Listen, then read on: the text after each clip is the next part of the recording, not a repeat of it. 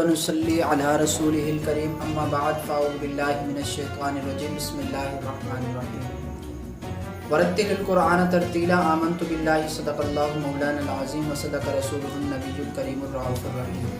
سامعین و ناظرین، آپ کی خدمت میں دوبارہ سے حاضر ہوئے جو ہم نے پہلی کلپ ہم نے جو یوٹیوب پر ڈالی تھی۔ سامعین و ناظرین، جس تفسیر سے ہم خلاصہ کلام، خلاصہ سورہ یعنی سورت کے جو خلاصے کو ذکر کرنے کی کوشش کریں گے، ان تفسیر کا جو ہے مختصر تعارف آپ کی جانب پیش کرنے کی ایک کاوش ہوگی کہ آپ کی جانب یہ بات پہنچ جائے کہ ہم کن تفسیر میں یہ کلام کو اخذ کر کے آپ کی طرف پہنچانے کی کوشش کریں گے۔ سامعین و ناظرین، سب سے پہلے فی زمانہ اگر ہم بات کریں تو فی زمانہ جو ہے دعوت اسلامی کی جو ایک اہم تفسیر جو ہے وہ صراط الجنان فی تفسیر القرآن ہے۔ سامعین و ناظرین، چل مدینہ کے قافلے میں جب امیر اہل سنت حضرت علامہ مولانا ابو الیاس قادری اور مفتی فاروق صاحب تشریف لے کر گئے تو اس وقت ان دونوں کے درمیان آپس میں مشورہ ہوا۔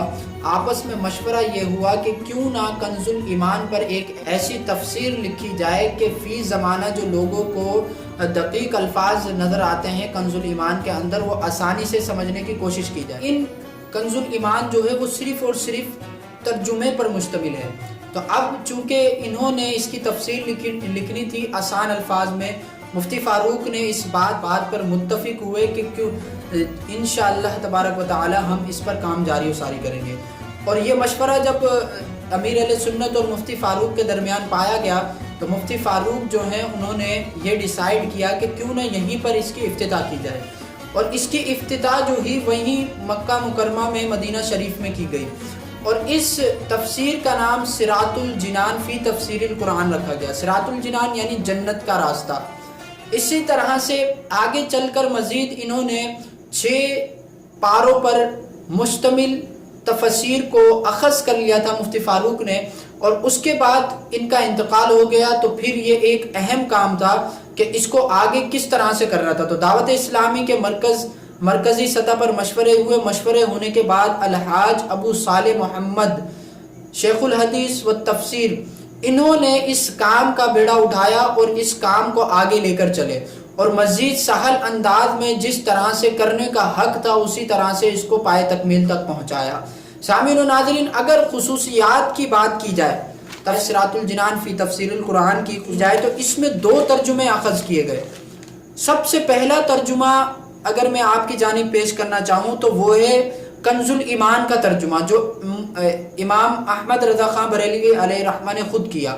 اس کے بعد جو دوسرا ترجمہ لکھا گیا وہ خود ہی لکھا گیا جو زیادہ تر کنز الایمان سے ملتا جلتا تھا، اس کا نام رکھا گیا کنز العرفان۔ کریں تو اس تفسیر کے اندر قدیم و جدید علماء کرام کی جو کتب سے مواد کو اخذ کیا گیا، بالخصوص امام احمد رضا خان بریلوی علیہ رحمہ کی کتابوں سے زیادہ تر مواد کو اخذ کیا گیا۔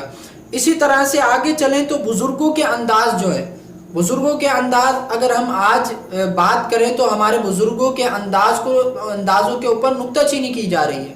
ہمارے بزرگوں کو ترک کر دیا گیا، ان کی ہسٹریز کو ترک کر دیا گیا ہے۔